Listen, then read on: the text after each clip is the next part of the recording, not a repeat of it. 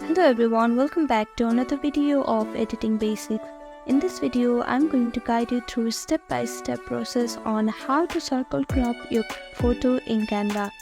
First step is to open a browser. Now on the search bar, type in canva.com. This will lead you to a home page of your Canva website, and here on the top right corner you can see create a design button. Click on it and choose your required template. Now after that, you can see different options here. On the left side, click on the elements and on the search bar type in frame. Now you can see this circle frame here.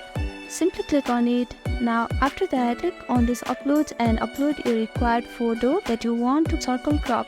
After your upload is done, simply drag this photo into the frame. And here you can see that you have successfully cropped the photo in circle shape.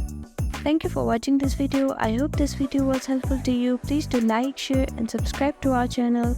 And don't forget to comment down below if you have any queries. Thank you.